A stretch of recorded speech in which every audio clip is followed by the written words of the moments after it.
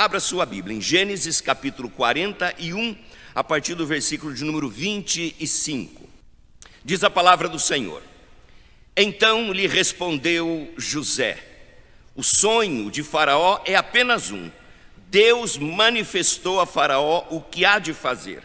As 7 vacas boas serão 7 anos, as 7 espigas boas também 7 anos. O sonho é um só.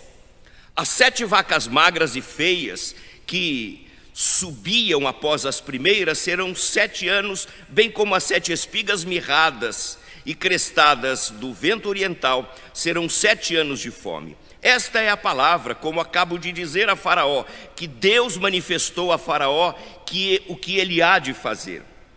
Eis aí, vem 7 anos de grande abundância por toda a terra do Egito. Seguir-se-ão 7 anos de fome, e toda aquela abundância será esquecida na terra do Egito, e a fome consumirá a terra. E não será lembrada a abundância da terra, em vista da fome que seguirá, porque será gravíssima. O sonho de Faraó foi dúplice, porque a coisa é estabelecida por Deus, e Deus se apressa a fazê-la. Agora, pois, escolha Faraó um homem ajuizado e sábio, e o ponha sobre a terra do Egito.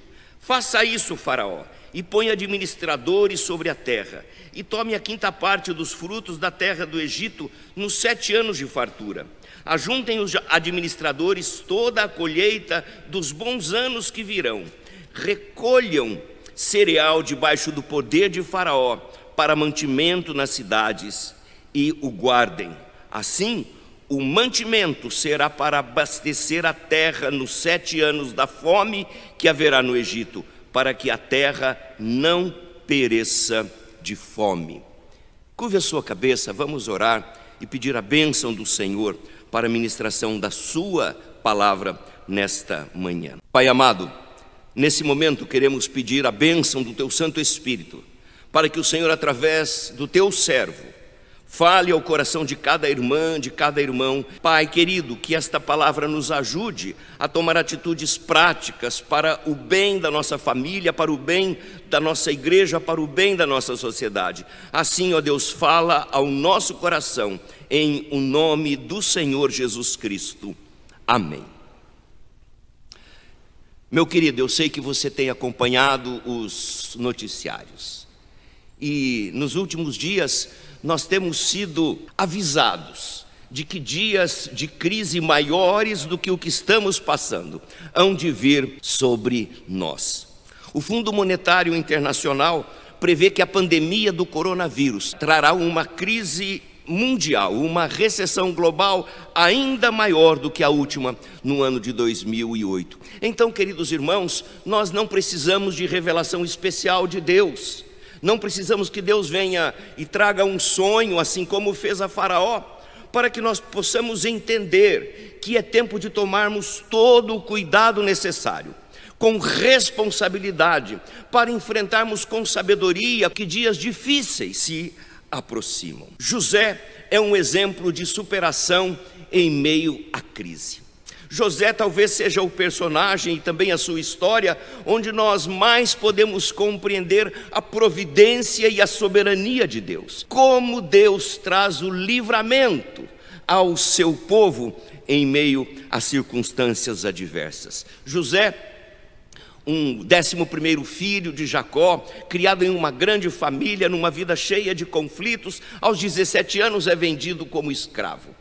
E ele é levado ao Egito, e ali no Egito por mais 13 anos. Ele, como escravo, trabalha na casa de Potifar, também é enviado à prisão, e assim vai até que aos 30 anos de idade. É elevado ao 2º cargo mais alto, sendo colocado por Deus como governador de todo o Egito. E nessa condição de governador, José toma medidas extremamente sábias para, num momento de crise que se aproximava, fazer com que o Egito pudesse atravessar esses momentos de crise, orientados e dirigidos pelo Senhor. Quero trazer ao coração dos irmãos algumas lições muito preciosas, tiradas da vida de José. A primeira delas é muito simples, e você sabe muito bem disso, que servir a Deus não nos isenta não nos torna imunes de passarmos pela crise. Veja, queridos irmãos, nós estamos num tempo de coronavírus, e esse vírus, ele atinge pessoas de todas as faixas etárias e também pessoas de todas as religiões. Tem muita gente que aplica mal o texto da Escritura Sagrada e dizendo assim: não, mal nenhum vai chegar à minha tenda e eu posso brincar com esse vírus porque eu sou servo de Deus. Não é assim, meu irmão. A palavra de Deus nos diz que nós devemos ser sábios e criteriosos, porque adversidades, crises e enfermidades atingem a todos nós. Veja quantas crises esse jovem atravessou em sua vida. Primeiro, quando ele era menino, perdeu a sua mãe, foi criado juntamente com os irmãos, como órfão.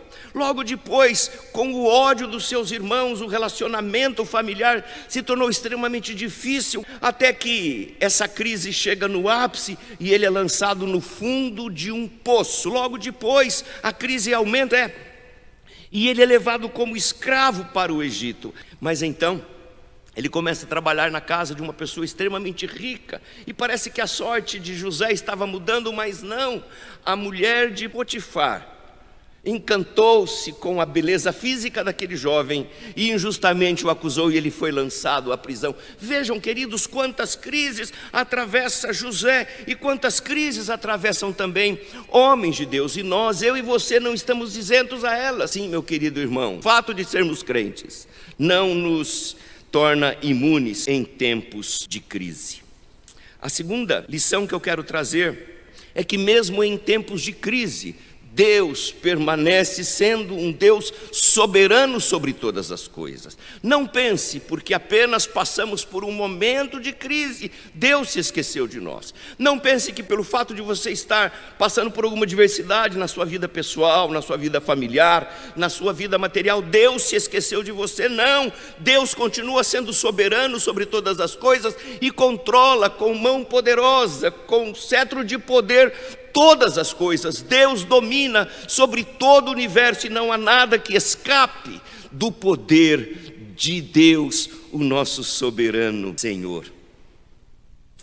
A terceira lição que eu quero trazer ao seu coração nesta manhã: tempos de crise nos ensinam a suportar com paciência a aparente demora de Deus. Neste momento, cientistas, médicos estão correndo contra o relógio, procurando encontrar uma cura para essa doença tão terrível. E nós perguntamos: por que está demorando tanto? Nós estamos ansiosos. Quanto mais nós teremos que ficar em nossas casas, quanto mais teremos que ficar em isolamento. E muitos perguntam: será que Deus esqueceu-se de nós? Mas, querido, a palavra do Senhor diz que tudo tem o seu tempo determinado. Deus continua controlando todas as coisas e Deus não está demorando, como pode, porventura, parecer. Sabe por quê, meu querido irmão? Porque a aparente demora de Deus é justamente a oportunidade que Deus tem para agir em nossa vida, porque embora nós pensemos Deus está demorando, não é verdade, porque Deus está juntamente conosco. Nós não estamos atravessando a adversidade sozinhos. Deus não está demorando, Ele está conosco em todo o tempo. Quando atravessamos os mares, Deus está conosco. Quando nós atravessamos os desertos, Deus está conosco. Quando nós somos assolados pelas ondas, Deus está conosco. Foi Ele que prometeu: eis que estou convosco todos os dias até a consumação dos séculos. Então, querido, creia e saiba que Deus não está demorando. Deus não está longe de você. Deus está contigo. O Senhor Deus é contigo por onde quer que andares. Uma quarta lição que a vida de José nos traz é que em tempos de crise nós devemos estar atentos para não pecarmos contra o Senhor, porque estamos nos sentindo solitários, porque estamos nos sentindo abandonados. Nós somos alvos fáceis de Satanás e as tentações e as provações vêm sobre nós. Imagine você, como será que estava o coração de José quando seus irmãos o jogaram naquele poço? Imagine você como estava o coração desse jovem quando foi lançado injustamente na prisão. Mas eu quero destacar um momento aqui na vida de José, quando tudo estava parecendo melhorar na vida de José. A esposa de Potifar olhou para esse jovem, desejou-o e tentou seduzi-lo. Que tamanha a tentação para um jovem? O que ele poderia fazer diante daquela investida tão forte de uma mulher poderosa? A palavra do Senhor nos diz que José, ele recusou, ele fugiu daquela tentação, e ao fugir, aquela mulher tomou parte da sua roupa, e José então fugiu e foi injustamente acusado de assédio contra aquela mulher. Querido irmão, nós muitas vezes somos tentados, especialmente quando estamos angustiados, quando estamos atribulados, a pecar contra o Senhor, mas é justamente na hora da crise que nós podemos demonstrar se somos ou não verdadeiros servos de Deus. José foi um homem íntegro diante do Senhor, apesar da tentação. José não estava preocupado com a sua reputação, mas ele estava preocupado em permanecer íntegro diante de Deus.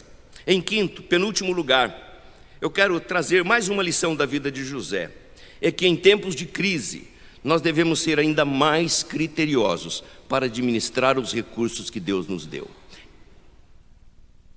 Veja, meu querido, aproximam-se dias difíceis. Os dias já são difíceis, mas é possível que você ainda não tenha sentido na sua casa as consequências econômicas dessa pandemia.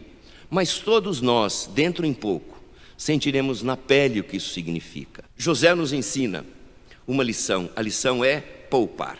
Poupar para o dia de amanhã. Esta visão, esse sonho que Faraó teve, falava do tempo de 7 vacas magras e de 7 vacas gordas.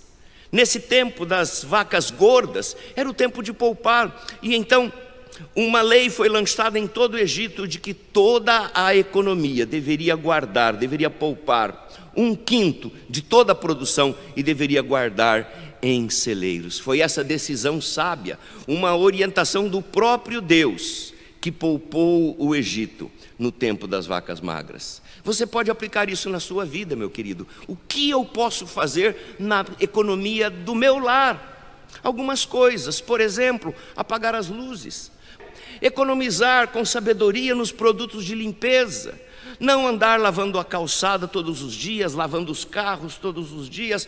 Poupe, se você tem alimento, use com sabedoria. A experiência de José nos mostra que é importante guardar uma parte. Benjamin Franklin disse o seguinte: cuidado com as pequenas despesas, um pequeno vazamento afundará um grande navio.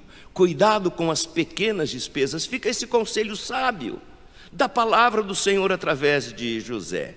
Nos momentos de crise, use com critério e com sabedoria os recursos que Deus tem dado. E finalmente, a nossa última lição da vida de José. Especialmente em tempos de crise, Deus nos chama para sermos instrumentos dele para abençoar outras pessoas. A igreja está no mundo com uma finalidade. A finalidade é ser bênção às nações, a ser luz às nações, especialmente em tempos de crise.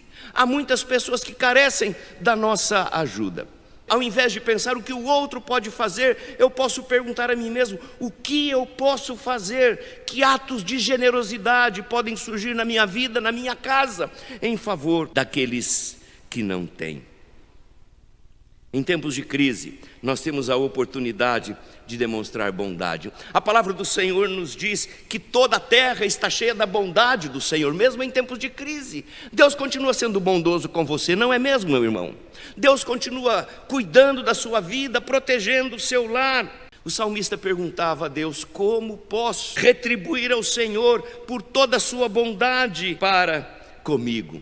Também a palavra de Deus nos exorta que tratar com bondade ao necessitado é glorificar a Deus. Tenho certeza que esta crise que estamos passando e que possivelmente aumente nos próximos dias, ela vai passar. Mas quando a crise passar, em todo o tempo, nós como crentes, servos de Deus, sabemos que a glória será dada ao Senhor. Não serão os cientistas, não serão os economistas, mas quem trará a bênção ao seu povo e à terra será o próprio Deus, e a glória será dele. Deus não reparte, Deus não divide a sua glória. Portanto, querido, hoje nós podemos já tributar glória e honra ao Senhor. Quando perguntaram para José se ele podia decifrar o sonho, ele dizia: isso não pertence a mim, mas isso pertence ao Senhor.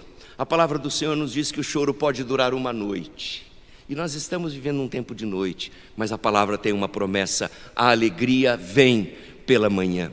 Hoje os nossos templos estão vazios por causa do isolamento, mas no tempo oportuno nós estaremos reunidos em todos os lugares como igreja do Senhor Jesus Cristo, entoando louvores ao Senhor e dizendo glórias a Deus, porque o tempo do choro passou e a alegria chegou. Toda a honra e toda a glória seja dada ao Senhor. Meu querido irmão, minha querida irmã, a minha oração é que Deus abençoe a sua vida, que através da ação do Espírito Santo você tenha sabedoria para discernir os tempos em que vivemos, que sejamos criteriosos em usar os recursos que Deus nos tem dado, preparando-nos assim para o tempo de crise, não temendo, mas sim nos submetendo àquele que é poderoso, àquele que é soberano, àquele que ainda continua escrevendo os rabiscos da história da humanidade, e a Ele todo o tempo seja a honra, a glória e o poder. Amém.